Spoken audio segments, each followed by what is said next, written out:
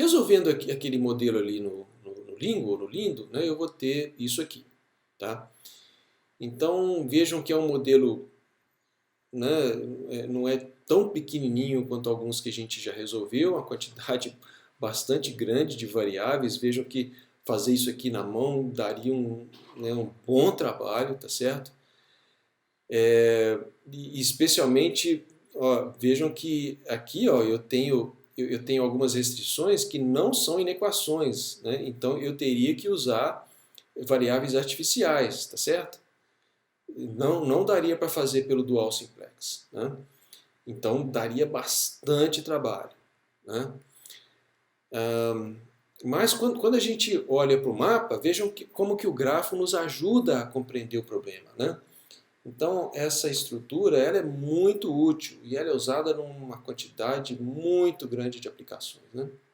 Então a gente colocando a solução no grafo, né, aí fica bem fácil de entender o que está acontecendo. Tá?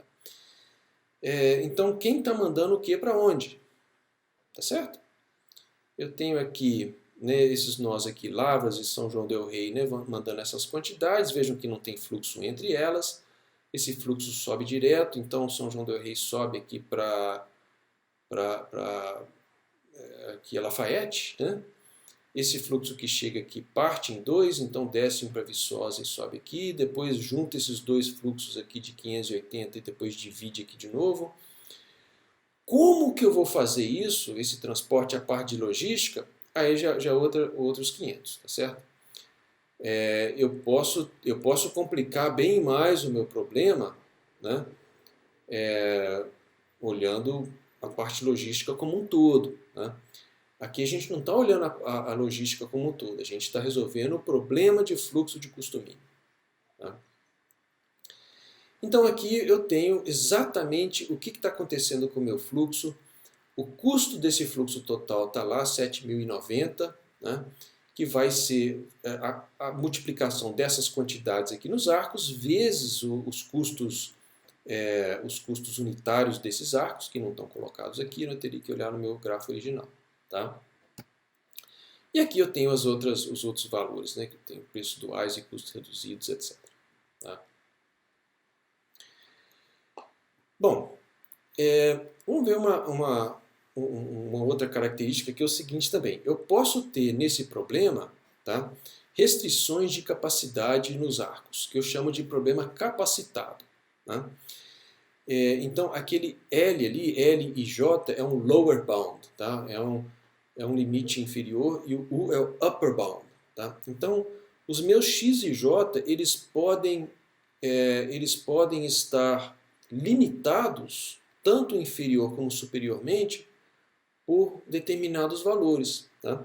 Eu posso ter, num determinado problema, por exemplo, que dizer que em um determinado arco eu tenho que levar uma quantidade mínima por questões políticas, ou então eu posso ter ali uma esteira de produção e naquela esteira eu tenho que ter um peso mínimo, enfim, alguma coisa desse tipo. Né?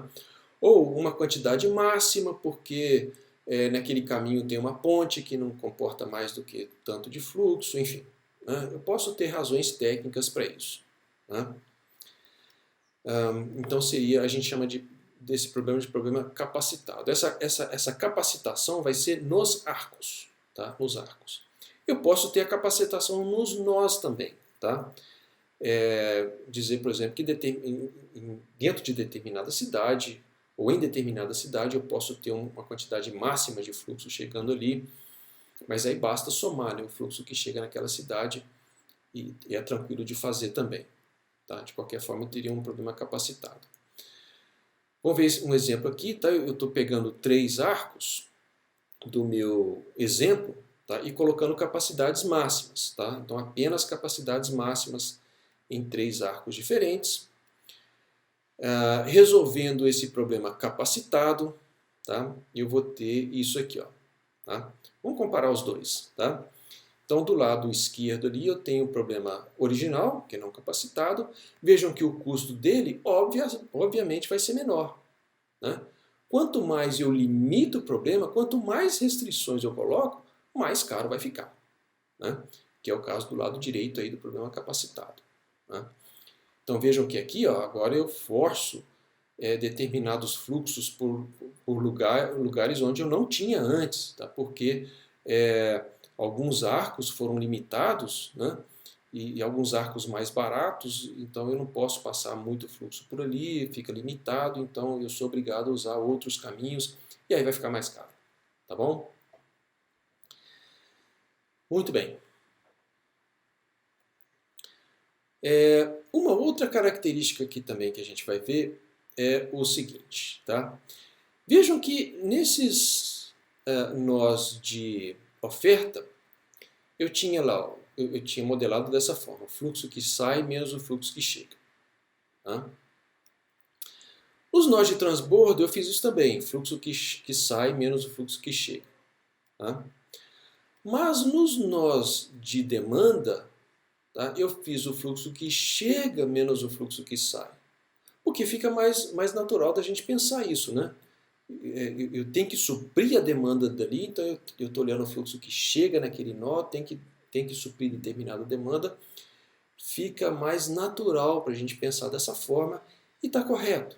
Tá? Mas vamos ver uma característica aqui que vai mudar um pouquinho aqui a nossa visão. Tá? Então eu vou pegar esse conjunto de restrições que está, vamos dizer assim, patinho feio, né, dentro do meu modelo, está diferente, e eu vou transformar ele para ficar igual aos outros. Tá? Bom, para transformar, para ficar fluxo que sai menos o fluxo que chega, é só multiplicar por menos 1. Né? Então, multiplicando essas três restrições por menos 1, agora sim, agora eu vou ter todas as restrições do tipo fluxo que sai menos o fluxo que chega. Tá? Fluxo que sai menos o fluxo que chega, em todos eles. Tá? Com isso, eu posso simplificar o modelo dessa forma. Olha, minimizar somatório de CIJ vezes XIJ sujeito a, nas restrições de oferta, fluxo que sai, a soma do fluxo que sai de I menos o fluxo que chega em I é menor ou igual à capacidade do nó I, que eu vou chamar de S de I. Né? Para os nós I de demanda, eu tenho o fluxo que sai de I, ou a soma de tudo que sai de I, menos o que chega em I, é igual a menos a demanda. Né? Que eu estou fazendo menos o que chega, tem que ser menos a demanda. E para os nós de transbordo, o que sai menos o que chega tem que ser igual a zero. Tá? Vejam como fica bem condensado, tá? Bem simplificado. Tá? Então, todas as restrições são fluxo que sai menos o fluxo que chega. Tá? E eu tenho um modelo genérico de programação linear para esse tipo de problema de fluxo de custo mínimo, que eu posso apresentar dessa forma. Esse modelinho genérico vai servir para praticamente todo problema de fluxo de custo mínimo, padrão. Tá? O que vai mudar aí vai ser só a topologia do grafo e os meus valores de C e J, S de I, D de I, né, as capacidades dos nós de oferta, as demandas, e só. Tá? Eu só tendo esses dados, eu consigo montar esse modelo e eu posso ter esse modelo já pronto no software, né? É só alimentar as matrizes, tá certo? Os vetores. E fica bem simples. Muito bem. A gente tem também, sempre que a gente resolve, né, os nossos problemas, a gente passa para a forma padrão. Tá? E na forma padrão a gente insere variáveis de folga, tá certo? A gente transforma as nossas inequações em equações. O que a gente tem de inequações aqui são só nos nós de oferta. Né? Então vejam que aqui ó, já estou inserindo aqui as duas variáveis de folga, porque a única folga que eu posso ter aqui são nos nós de oferta, tá certo? É a sobra que eu posso ter. Aí, por falar em sobra, né, é óbvio que para resolver esse problema, eu preciso ter uma condição, né, necessária para ter uma solução, eu preciso ter a soma das ofertas maior ou igual à soma das demandas. Tá? Se a soma de todas as ofertas não for o suficiente para suprir a demanda, é claro que eu não consigo resolver o problema. Tá? Então a única folga que eu posso ter são nas ofertas que estão aqui. Tá? Então cada nó desse de oferta, essas duas cidades, nessas duas cidades eu posso ter alguma folga que eu estou chamando de x2f e x3f. Tá? Então agora eu só tenho equações lineares, né? As outras restrições não têm variáveis de folga. Tá? Vejam que a inserção dessas duas variáveis de folga, tá, equivale a eu ter um outro nó aqui, né, que é um nó de folga, é um nó artificial. Então, na verdade, não vamos chamar de artificial, tá certo? Mas é um nó aqui de folga. Né? Quando eu falo em artificial, normalmente eu penso em variáveis artificiais, mas não é o caso aqui. Mas é um nó de folga que pode receber essa folga aqui dos meus nós. Tá? E vejam que essas variáveis de folga, né, elas nunca entram na função objetiva, elas têm um custo zero na função objetiva. Tá? Então, graficamente, equivale a isso aqui. Eu ter uma folga, né, ou um nó demanda de folga, com a demanda 100. Tá? A demanda 100 vai ser a soma dos S de I menos a soma dos D de I. Né? A soma das demandas dá 700, a soma das ofertas dá 800, essa diferença dá 100. Né? E eu interligo esses nós de oferta a esse nó de demanda de folga por arcos com custo zero. Por que custo zero? Esses nós de folga, esses nós de sobra, né? essas variáveis de folga, de sobra, não tem custo na função objetiva. Né? Então, vejam que o modelo aqui não está completamente na forma padrão, porque está minimizar, mas eu vou abstrair isso por enquanto. Eu estou olhando só para as equações matemáticas e eu posso representar isso graficamente dessa forma. Tá? Como eu tenho um novo nó, isso equivale a uma nova restrição. Tá? Então eu tenho lá tudo que chega, né, ao nó de folga, tá? Tem que ser igual a folga. Tá? Então eu represento isso dessa forma. Tá? Claro que quando eu estou jogando isso no software, eu não preciso colocar isso tudo. Tá? Eu coloco o modelo natural e o software se vira. Né? Mas isso aqui só vai servir para a gente mostrar uma característica matemática importante aqui, né, desse tipo de problema. Tá certo? Então vamos olhar aqui a equação AX é igual a B. Tá? Que é essa equação grandona que eu tenho aqui, formada por essas equações lineares das minhas restrições. Né? Quando eu expando isso e coloco uma variável embaixo da outra, tá? A gente normalmente faz isso para montar a matriz ou o quadro simplex. Né? Quando eu faço isso, olha que interessante. Tá? Olha que interessante. Eu tenho aqui, ó, cada coluna, tá, só tem dois elementos não vazios. Ó, mais um, menos um, mais um, menos um, mais um, menos um. Ó, menos um, mais um, mais um, menos um, mais um, menos um, menos um, mais um. E o resto tudo zero. Se eu coloco isso na matriz, tá, a gente vê isso direitinho. Né? Colocando isso numa matriz, né, que é aquela parte interna, né, o miolo do quadro simplex, a gente vê isso direitinho. Lembram que a gente tem uma variável para cada arco e uma restrição para cada nó? É exatamente o que acontece aqui. Ó. Tá? Nas colunas eu tenho os meus arcos, que são as variáveis. Né? Ó, arco 14, x14, x16, x17, etc. Tá? Todas as minhas variáveis que correspondem aos arcos estão aqui nas colunas. E as minhas restrições, que são os meus nós, estão aqui nas linhas. Ó, o nó 1, o nó 2, o nó 3, etc. Tá? Bom, Como é que eu estou fazendo essas restrições? As minhas restrições são do tipo o fluxo que sai de um nó menos o fluxo que chega no nó. Tá? O fluxo que sai menos o fluxo que chega. Né? Então, o meu arco 1, 4 vai ser o fluxo que sai do 1, mais 1, menos o fluxo que chega no nó 4. Ó, na linha do nó 1 ele tem um mais 1, e na linha do nó 4 ele tem um menos 1. Tá? Se eu pegar qualquer coluna, qualquer arco, vai acontecer isso. Olha o 2, 3. O x2, 3 vai ser, eu vou ter um mais 1 na linha 2 e um menos 1 na linha 3.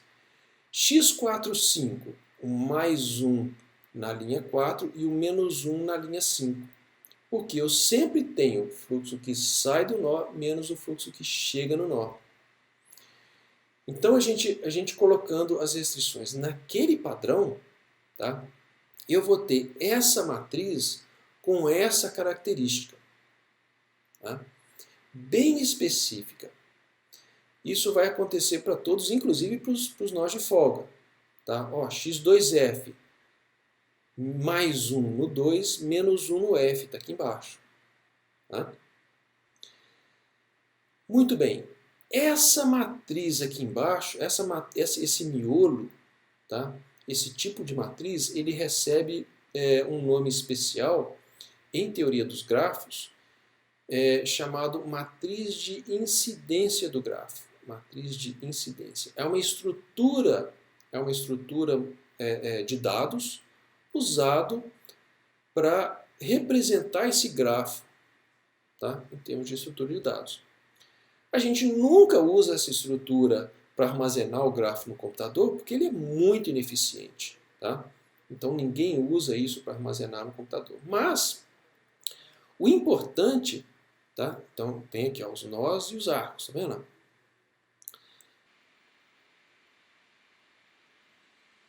Então essa matriz vai ter uma característica matemática onde ela vai ser totalmente unimodular. Então tem aqui ó, matriz de incidência do grafo. Essa matriz de incidência ela é sempre totalmente unimodular. O que significa isso? Significa que se eu pegar qualquer submatriz quadrada dessa matriz aqui, tá? Qualquer submatriz quadrada dessa matriz, de qualquer tamanho, qualquer submatriz de qualquer tamanho, né? Vai sempre ter o seu determinante, tá? Igual a 0, 1 ou menos 1. Então, se eu calcular o determinante de qualquer submatriz quadrada dessa matriz de incidência, ela vai ter um determinante igual a 0, 1 ou menos 1.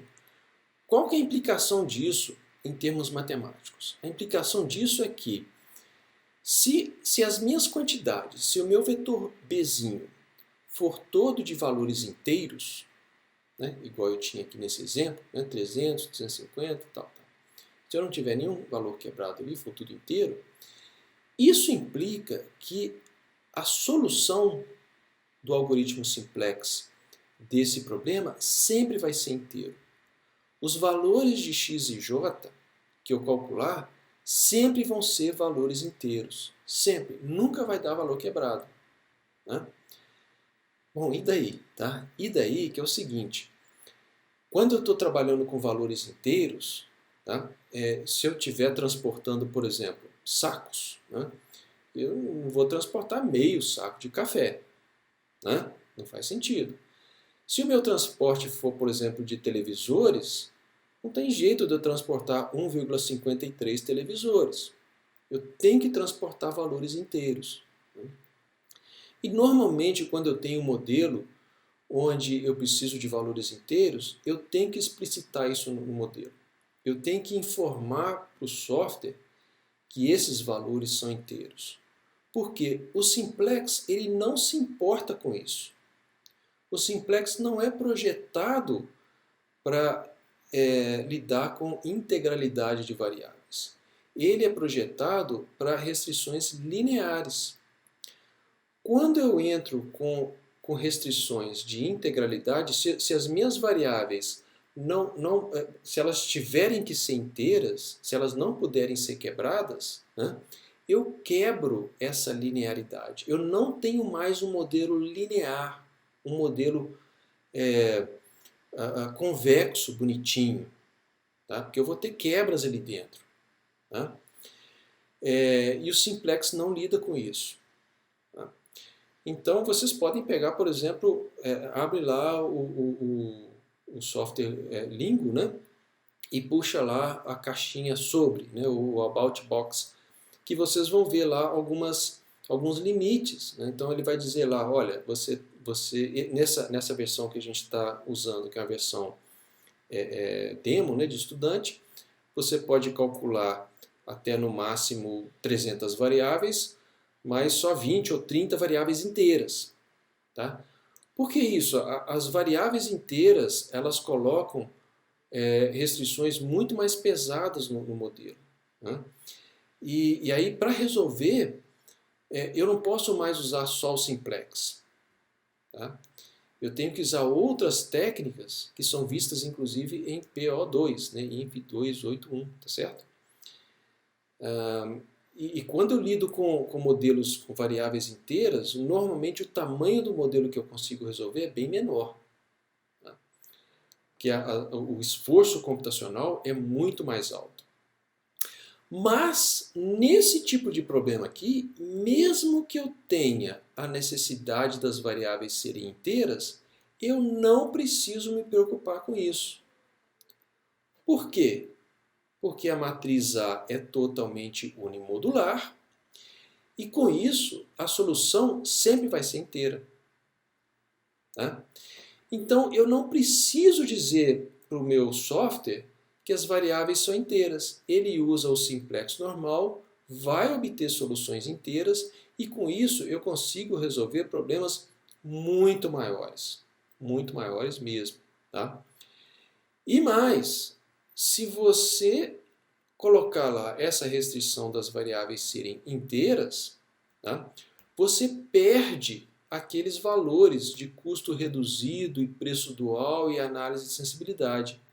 Porque aqueles valores só fazem sentido com o problema linear do simplex. Né? Eles não fazem sentido quando eu coloco essa restrição de integralidade. Então eu perco aquela análise econômica, que é muito ruim. Então essa característica matemática ela é muito interessante, porque permite que eu resolva esses problemas bem maiores, né? Eu não preciso me preocupar com a integralidade das variáveis, e isso vai fazer muito sentido depois, na hora que a gente for ver outros problemas, como por exemplo do caminho mais curto, tá? E outros mais, onde eu preciso de variáveis binárias, por exemplo, né? 0 ou 1. Né? Então a gente vai ver isso logo mais. Então aqui a gente viu, tá? Redes, tá? Vários tipos de redes que a gente vai trabalhar. Vimos alguns conceitos básicos de grafos, né? Que são estruturas matemáticas para representar as redes. Né? Vimos o problema de fluxo de custo mínimo, né? E a sua modelagem matemática. Tá? E é isso. Aqui, do problema de fluxo custo mínimo, a gente só vai ver a modelagem matemática mesmo. Tá? Existem algoritmos específicos para resolver isso, mas a gente não vai ver aqui, porque isso seria um tema, por exemplo, de uma pós-graduação. Tá? Mas é só para vocês saberem, tá? Que se for necessário resolver problema de fluxo custo mínimo muito grande, né, existem algoritmos mais eficientes do que o simplex tradicional e a gente poderia recorrer a isso, tá? Mas se não for o caso, dá para jogar direto no solver e resolver ter problemas razoavelmente grandes, tá bom? Então, dê uma olhada lá no exercício e a gente se vê na próxima aula. Tchau, tchau.